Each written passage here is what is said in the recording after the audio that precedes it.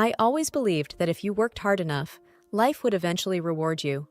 I guess that's what made me Miranda Thompson, top of my class in law school and engaged to the love of my life, Michael. He was everything I thought I wanted: smart, charming, and ambitious. We met in a constitutional law class, and it didn't take long for our study sessions to turn into late-night talks about our future together. "Can you believe it, Miranda? In just a week, you'll be Mrs. Miranda Richardson," Michael said, his eyes sparkling with excitement as he wrapped his arms around me. I laughed, leaning into his embrace. "I still can't believe you convinced me to take your last name, but yes, I can't wait." But beneath the surface of our perfect little world, there were cracks. My mom, Linda, remarried when I was just a toddler, and my stepdad, Greg, was the only father figure I knew. My biological dad, Dr. James Thompson, was a big shot in the medical world, but just a shadow in my life. We talked occasionally, and he sent gifts on my birthdays, but that was it. Mom made it clear she didn't want him around, and I never pushed it. As the wedding day approached, I couldn't help but feel a pang of sadness that he wouldn't be there. "You okay, honey?" my mom asked, noticing my distant look as we went over the seating chart.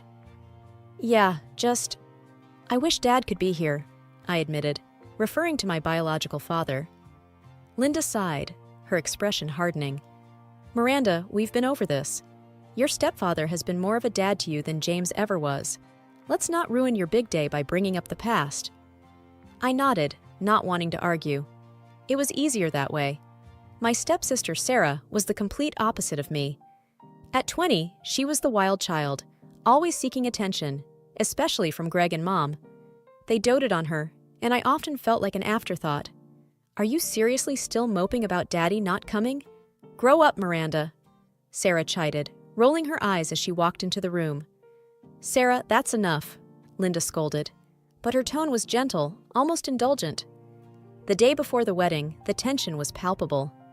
Michael seemed distant, and Sarah was unusually smug. I tried to shake off the feeling that something was off. "Hey, are you sure you're okay?" I asked Michael as we were setting up the venue. He forced a smile. "Just pre-wedding jitters, babe. Everything's going to be perfect." I wanted to believe him, but something in the pit of my stomach told me otherwise. I wish I had listened to that feeling. The day I had been dreaming of since I was a little girl had finally arrived. The sun was shining, the birds were singing, and everything seemed perfect. I stood in front of the mirror, my wedding dress hugging every curve perfectly.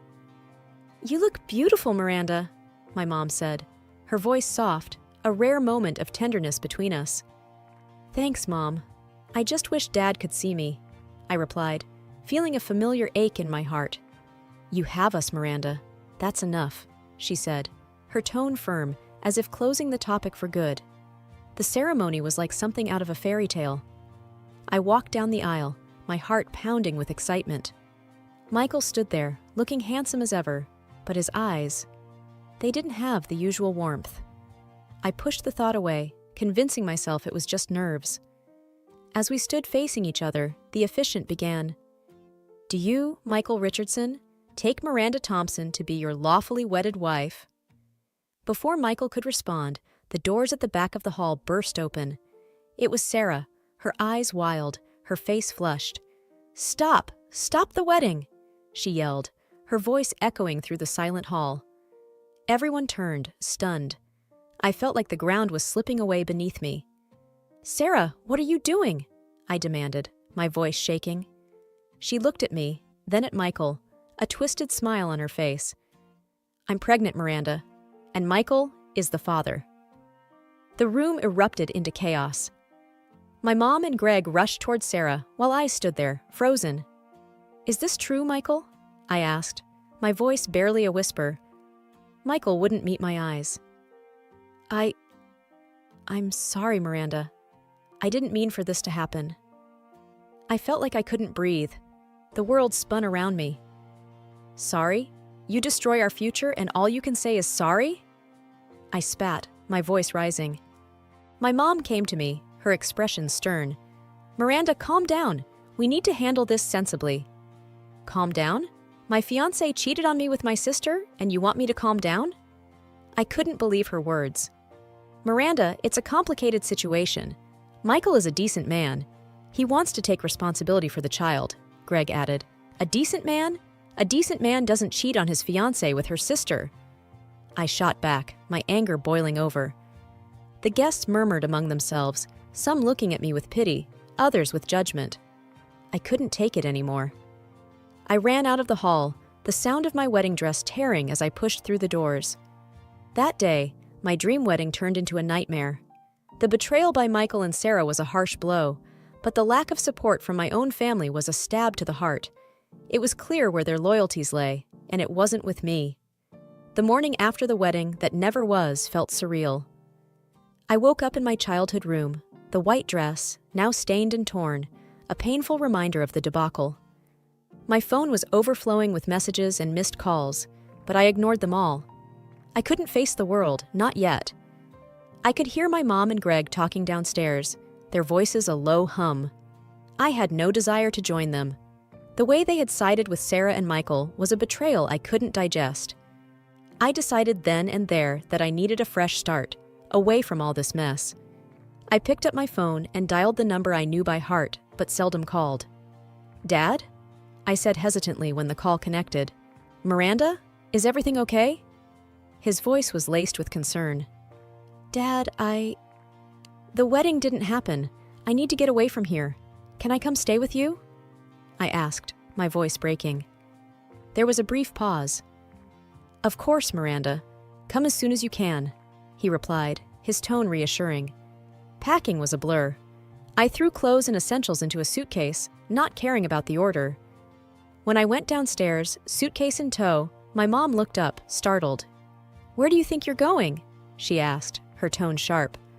"I'm leaving, Mom. I can't stay here," I said, trying to keep my voice steady. "You can't just run away from your problems, Miranda," Greg chimed in, his expression disapproving. "This isn't running away. It's choosing not to stay where I'm clearly not wanted," I countered, my resolve firm. My mom's face softened slightly. "Miranda, we're your family. You belong here." "You made your choice, Mom. Now I'm making mine," I said, turning towards the door. The drive to my dad's city was long and gave me plenty of time to think. I felt a mix of fear, excitement, and uncertainty. Starting over wasn't going to be easy, but it was necessary. When I arrived, my dad was waiting at the door. He looked older than I remembered. "Miranda, I'm so sorry about what happened," he said, pulling me into a hug. "Thanks, Dad. I just need to figure things out, start fresh," I replied, grateful for his support. Over the next few days, Dad helped me settle in. He even introduced me to an old friend of his, Mr. Anderson, who ran a prestigious law firm in the city. "Miranda's an excellent lawyer. She graduated top of her class," Dad boasted during the introduction. Mr. Anderson looked at me, his eyes assessing. "We could use someone like you in our team. Why don't you come in for an interview next week?" I was taken aback by the offer, but managed a grateful smile. "Thank you, Mr. Anderson. I'd like that." As I started to rebuild my life in this new city, I realized that sometimes the worst things in life can lead you to where you truly belong. I was ready to face whatever came my way with a new sense of determination and hope. I had been working at Anderson and Amp, associates, for about 6 months when it happened. My life was finally on track, and I was slowly regaining my confidence. That's when Michael Richardson, of all people, walked into the office. I was at my desk, buried in case files, when I heard his all-too-familiar voice. "Good morning, everyone. I'm Michael Richardson, the new associate." My head snapped up, and our eyes met. He looked as shocked to see me as I was to see him. The room suddenly felt too small, the air too thick. "What are you doing here?" I asked, my voice barely above a whisper. Michael cleared his throat, regaining his composure. "I was hired last week. I didn't know you worked here." Mr. Anderson, oblivious to the tension, clapped a hand on Michael's shoulder. "Miranda, meet Michael, our new star. You two should get along well, both top of your classes." I forced a smile, feeling like I was going to be sick. "Nice to meet you, Michael," I lied. As the days went by, working with Michael became my new reality. I avoided him as much as possible, but it was hard in the small office space. Then, one day, he cornered me in the break room. "Miranda, "We need to talk," he said, his tone serious. "There's nothing to talk about," I replied, trying to move past him. He blocked my way. "Please, hear me out. I'm sorry for everything." "Sorry doesn't change what happened, Michael. You ruined everything," I said, my voice rising. "I know, and I regret it every day. But you need to know, Sarah lost the baby because of the stress from the wedding. She can't have children now." "That's on you," he accused. I stared at him, incredulous. "On me? You cheat on me, and somehow it's my fault? You're unbelievable." Michael's face hardened. "You could have handled it better. You didn't have to run away." I laughed bitterly. "Handled it better? You destroyed my life, Michael. You and Sarah. Don't you dare put that on me." He opened his mouth to respond, but I didn't want to hear it. I pushed past him and left the room. The nerve of him, blaming me for his and Sarah's actions. It was like a slap in the face, a reminder of the pain and humiliation I had gone through. As I sat back at my desk, trying to calm my racing heart, I realized this was just the beginning.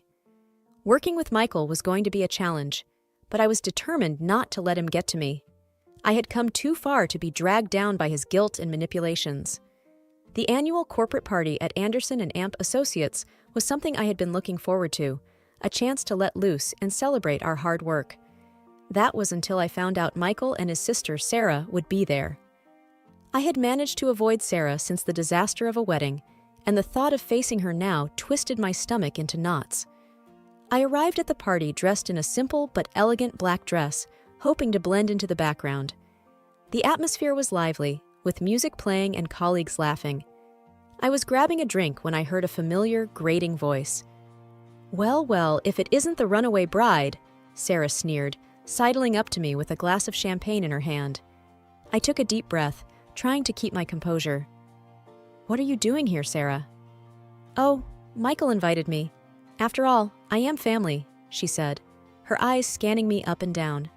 I clenched my jaw. "I'm not going to let you ruin this night for me." Sarah laughed, a cruel, mocking sound. "I already ruined your life, didn't I? Or should I say, you ruined it yourself with your little tantrum." Before I could respond, Michael joined us, his expression tense. "Sarah, let's not do this here." "Oh, come on, Michael.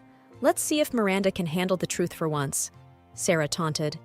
Michael turned to me, his eyes cold. "You should leave, Miranda. You're not wanted here." I stared at him in disbelief. "You can't be serious. This is my workplace. I have every right to be here." Sarah smirked. "Look at you, playing the victim as always. You're pathetic, Miranda." My anger boiled over. "I am not the one who slept with my sister's fiance. I am not the one who lied and manipulated people. You are the pathetic ones." Michael stepped closer, his voice a low growl. "You need to watch your mouth, Miranda. You're walking on thin ice." I met his gaze, unflinching. "I'm not afraid of you, Michael, or my twisted sister." Just then, Mr. Anderson appeared, sensing the tension. "Is everything all right here?" he asked, looking between us. I took a deep breath, trying to calm my racing heart. "Yes, Mr. Anderson, everything is fine. I was just leaving." As I walked away, I could feel their eyes on my back, but I held my head high. I wouldn't let them see how much they affected me. I wouldn't give them that satisfaction. That night, as I lay in bed, I realized that this was far from over. Michael and Sarah were determined to make my life difficult, but I was just as determined to stand my ground. I wouldn't let them break me, not again. The atmosphere in the team was tense. I felt the stares of my colleagues, heard their whispers, which became quieter as I passed by. Michael tried to tell everyone his version of events. It was painful, because I am a victim of that story, and from his words, I turned into a sophisticated sadist, because of which my sister suffered. My boss, Mr. Anderson, supported me, and that was the most important thing. Without his support, I would not have been able to work in such a toxic atmosphere. The only one who didn't know about all this was my father, but that dinner changed everything. Halfway through the meal, my dad, sensing my discomfort, quietly asked, "Miranda, you seem troubled. What's on your mind?" I hesitated, not sure if I should bring it up, but I needed answers. It's about Sarah and Michael, I began, my voice low. They've been telling everyone that I caused Sarah's miscarriage, that the stress from the wedding was too much for her. Dad's expression changed, a mix of concern and something else, hesitation maybe. Miranda, as a doctor, I'm bound by medical ethics, but you're my daughter, and you deserve the truth. I leaned in, my heart pounding. What truth, Dad? He took a deep breath. Sarah came to me a while back. She was having trouble getting pregnant. But Miranda, she didn't have a miscarriage. She had an abortion. She chose to end the pregnancy herself. The words hit me like a physical blow. An abortion? But why would she lie about that? Dad shook his head, his expression pained. I don't know, Miranda, but she was very clear about her decision.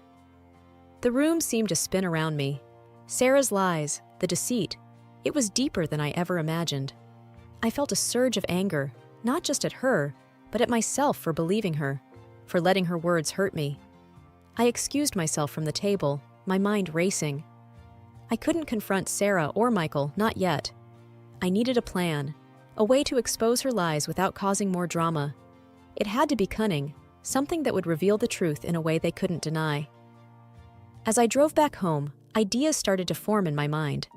Sarah had played us all for fools, but I wasn't going to let her get away with it. It was time to turn the tables. Armed with the truth about Sarah, I knew I had to act smart. I couldn't just blurt out what I knew. It needed to be strategic, undeniable. That's when the idea of a sting operation came to me. I remembered hearing about a private investigator, a woman reputed for her skill in uncovering truths people wanted to keep buried. I decided to meet her. Miss Thompson, I understand you need my services, the PI, a woman named Rita, said as we sat in her inconspicuous office. Yes, it's about my stepsister, Sarah. She's lied about something significant, and I need proof, I explained, trying to keep my emotions in check. Rita leaned forward, her eyes sharp. What kind of proof are we talking about? She claimed she had a miscarriage caused by stress I supposedly inflicted, but I know for a fact it was an abortion, I said, feeling a twinge of anger at the memory. Rita nodded, a plan already forming in her mind. People slip up, especially when they think they're in a safe space. You said she likes to drink at a bar on weekends? Yes, she's there almost every Saturday, I confirmed. Good. I'll befriend her there. If she's as loose-lipped as you say when she's drunk, it shouldn't be too hard to get her to spill the truth, Rita said confidently. The following week was agonizing. I waited, hoping Rita would come through. Then, on Tuesday morning, she called me. I got it, Miranda. Sarah spilled everything during a drunken rant. It's all on tape. I met Rita that evening to listen to the recording. Hearing Sarah's voice, slurring and boasting about how she fooled everyone, how the baby was never Michael's, and how she never wanted it, sent chills down my spine. Everyone thinks I'm this poor little girl who lost her baby. Idiots! It was just a fling, and there was no way I was having a black guy's baby. Sarah's voice echoed in the room. I felt a mix of vindication and disgust. Rita, this is exactly what I needed. How can I ever thank you? Just seeing justice served is enough for me, Rita replied, a small smile on her face. Now armed with the truth, I knew it was time to confront Sarah and Michael. But I wanted to be careful, to reveal the truth in a way that left no room for doubt or further lies. I planned to invite them to a neutral place, somewhere public where they couldn't cause a scene. The day of the confrontation, my nerves were on edge, but I felt a sense of empowerment too. This was it, the moment of truth. The day had come to confront Sarah and Michael with the truth. My heart was racing as I sat in the corner of the coffee shop, waiting for them to arrive. I had chosen this place for its public setting, hoping it would keep emotions in check. Sarah walked in first, her usual confident self, followed by Michael, who looked unsure. They sat down opposite me, Sarah's eyes narrowing slightly. So, Miranda, what's so important that you dragged us here? Do you finally want to apologize and get out of the company? I took a deep breath, my hands gripping the envelope containing the recording. I know everything, Sarah. Her face went pale, then flushed with anger. What are you talking about, Miranda? Michael looked between us, confused. Sarah, what is she talking about? I pushed the envelope across the table. I hired a private investigator. She recorded Sarah admitting everything at a bar. It wasn't a miscarriage. She lied. Sarah's eyes widened in shock, and then her gaze turned to one of malice. You sneaky little... Michael cut her off, his voice shaking. Is it true, Sarah? Did you lie to me? Sarah opened and closed her mouth, looking like a fish out of water. Finally, she slumped back in her chair, defeated. Yes, it's true. I had an abortion. The baby wasn't yours. Michael looked like he had been punched in the gut. He turned to me. Miranda, I'm so sorry. I didn't know. I'll file for divorce, and maybe we... I looked at him, feeling a strange sense of detachment. Your apology doesn't change what happened, Michael, but at least now you know the truth. Sarah stood up abruptly, her chair screeching against the floor. This isn't over, Miranda. You'll regret this. But I didn't feel scared. For the first time in a long time, I felt in control. The truth is out, Sarah. There's nothing left to hide. As they left the coffee shop, keeping their distance from each other, I remained seated, feeling a weight lift off my shoulders. It was finally over. The lies, the deceit, the pain, it was all out in the open. The next day at work, word had spread about the confrontation. Colleagues who had once looked at me with pity and contempt now greeted me with respect. Mr. Anderson called me into his office, a look of concern on his face. Miranda, I heard about what happened. Are you okay? He asked, genuine worry in his tone. I smiled, feeling a sense of peace. Yes, Mr. Anderson. I'm more than okay. I'm free. As I walked back to my desk, I felt a new sense of purpose. I had faced my demons, and I had come out stronger. My past no longer defined me. I was ready to move on, to build a future on my terms. I sat quietly beside the bed, watching Emily, my wife, as she rested. She was overdue, and each day seemed to stretch endlessly, a quiet anticipation hanging in the air. Emily, I whispered, brushing a strand of hair from her forehead. She stirred, her eyes slowly opening. How long have you been sitting there? She asked, her voice tinged with sleep. Long enough to remember why I fell in love with you, I replied, trying to infuse some lightness into the moment. She smiled, but it was shadowed with unease. I just wish Margaret would let us have these last few days to ourselves, she said, a hint of frustration in her tone. Margaret, my mother-in-law, had always been a thorn in our side, particularly for Emily. I had witnessed her harsh treatment and unkind words towards Emily over the years, each incident casting a long shadow over our lives. I spoke to her yesterday, I said, recalling the difficult conversation. Told her we needed space, especially with the baby coming. The midwife was clear about the stress being bad for both of you. Emily's expression tightened. And how did she take it? About as well as you'd expect. But I was firm. This time is about us, our new family. Her hand found mine, her grip tight. Thank you, she said, her eyes moist. I just can't handle her right now, not with the baby so close. I know, I reassured her, holding her hand firmly. I'll take care of it. We sat together, the unspoken history of Margaret's behavior between us. From demeaning comments to more overt acts of hostility, the impact on Emily was profound. But in that moment, with the gentle morning light around us, I felt a renewed determination. I was ready to protect Emily and our soon-to-be-born child, no matter what it took. As Emily fell back into a light sleep, my thoughts were interrupted by the sound of a car outside. Peering through the window, my heart sank at the sight of Margaret's car in the driveway. She had come uninvited, as was her habit. Taking a deep breath, I stood up. It was time to confront what lay ahead. As I descended the stairs to confront Margaret, my mind raced back through the years, replaying the myriad of ways she had inflicted pain upon Emily. It was like flipping through a dark photo album, each memory a snapshot of cruelty. Emily was 16 when I first met her. Even then, Margaret's shadow loomed large over her life. I remember a high school dance where Emily's hair had been roughly chopped off, an uneven bob that she tried to hide under a hat. Mom thought it would look better short, she had whispered to me, her eyes downcast. That was Margaret, always asserting control, even over Emily's appearance. The abuse wasn't just physical. It was the constant gaslighting, the relentless undermining of Emily's reality. Margaret, aided by David and Alex, would spin tales, weaving false narratives that left Emily questioning her own sanity. They were a united front against her, a family that seemed to relish in her confusion and pain. One particular incident stood out in my mind. It was a family dinner, a supposed celebration of Emily's promotion at work. Instead of congratulations, Margaret had spent the evening belittling Emily's achievements, comparing her unfavorably to Alex, the golden child. "You might have a fancy job, but Alex has real skills," she had said, her words dripping with disdain. It was more than just words.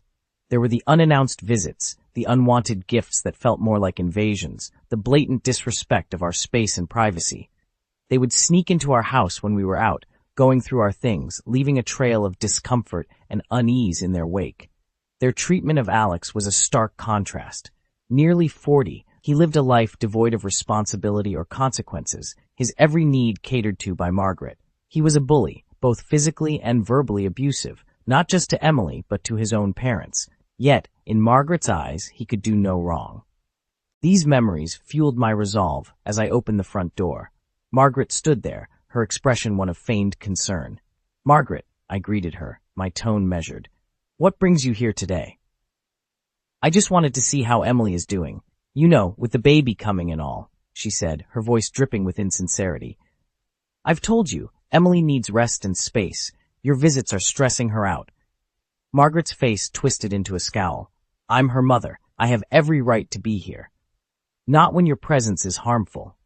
"We've discussed this," I said, standing firm. She huffed, her eyes flashing with anger. "You're keeping me from my daughter and my grandchild." "I'm protecting my family, Margaret. That's my right."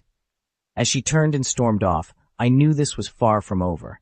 But for now, I had drawn a line, one that I hoped would shield Emily and our child from the shadows of her family's past. The days following my confrontation with Margaret were tense, filled with a silence that was both welcome and foreboding. Emily, sensing the undercurrents, often asked if everything was all right. Each time I assured her it was, not wanting to add to her stress. But the truth was, things were far from all right. I couldn't shake the feeling that we were on the edge of something inevitable and potentially explosive. Margaret's visits had stopped, but her presence loomed like a dark cloud over our home. One afternoon, while Emily rested upstairs, I heard a knock at the door. Bracing myself for another round with Margaret, I was surprised to find David standing there, his eyes downcast. "Can we talk?" he asked, his voice barely above a whisper. I nodded, leading him into the living room. The tension was palpable as he sat down, his hands fidgeting in his lap. "It's about Alex," he began, his voice strained. "Margaret doesn't see it, but he's out of control." I listened, my heart heavy, as David recounted recent incidents of Alex's aggression. He spoke of unprovoked outbursts, of physical altercations that left both him and Margaret bruised and shaken. It was a side of Alex I had seen glimpses of, but never to this extent. "He needs help," David concluded, his eyes meeting mine. "But Margaret won't hear of it. She says we're imagining things, that Alex is just spirited." The revelation was jarring, yet not entirely surprising. The family's denial of Alex's behavior, their refusal to acknowledge the damage he caused, was a pattern long established. "I agree, he needs help," I said. "But if Margaret won't see it..." David nodded, a look of resignation on his face. "I just thought you should know, for Emily's sake." After he left, I sat alone, processing the conversation. The situation was more complex than I had realized.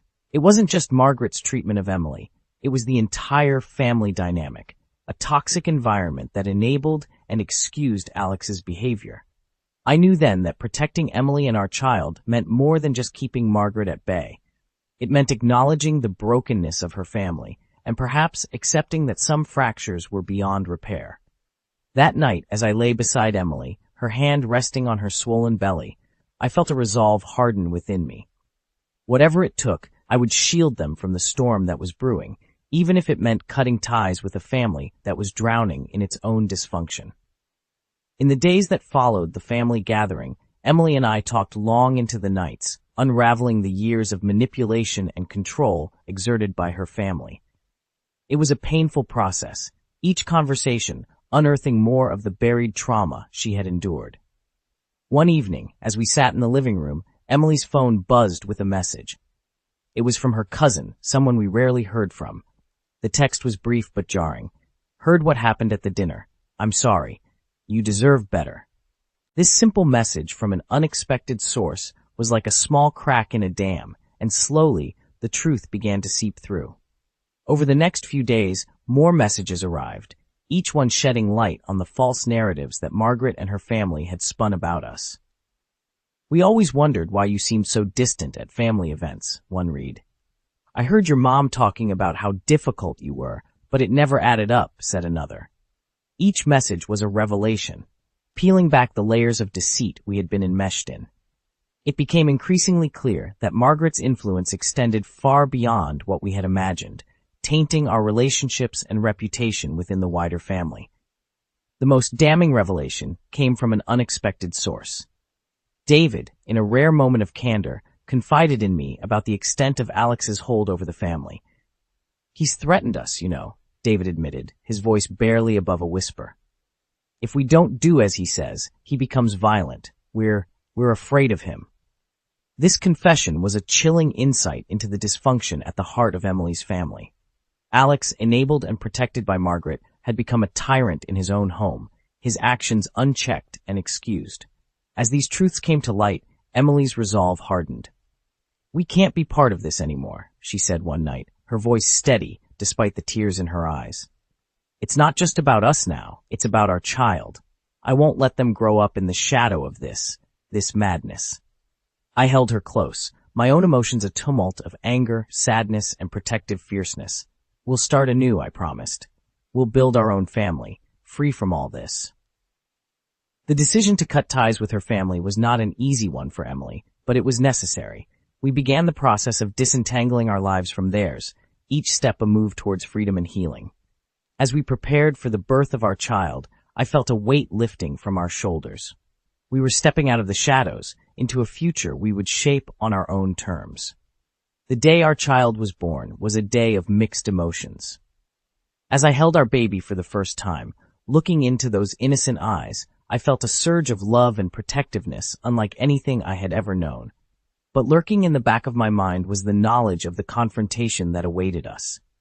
Emily, exhausted but radiant, cradled our baby gently. "We did it," she whispered, her eyes shining with tears. "We have our family now." I nodded, my heart swelling with pride and love.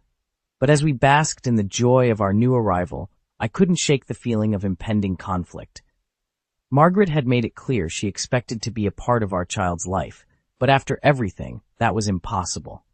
In the days that followed, as we adjusted to our new life, the reality of our situation became increasingly clear. Margaret's attempts to insert herself into our lives intensified. She called repeatedly, each message a mix of sweet talk and veiled threats. The final straw came one afternoon when we found a pile of gifts outside our door, all from Margaret. Among them was a note, "To my grandchild, who I will see, no matter what." That night, Emily and I sat down and made the decision. We would go completely no contact with her family. It was the only way to protect our child and ourselves from the cycle of abuse and manipulation. The process was painful, filled with legal consultations and emotional discussions. But with each step, I felt a sense of liberation, as if we were shedding the weight of years of oppression. As I watched Emily with our baby, her laughter free and unburdened, I knew we had made the right choice. We were starting anew, creating a family built on love, respect, and safety. Our journey was not without its challenges. There were moments of doubt, of fear that we had severed ties with the only family Emily had ever known. But in those moments, we found strength in each other and in the love we had for our child.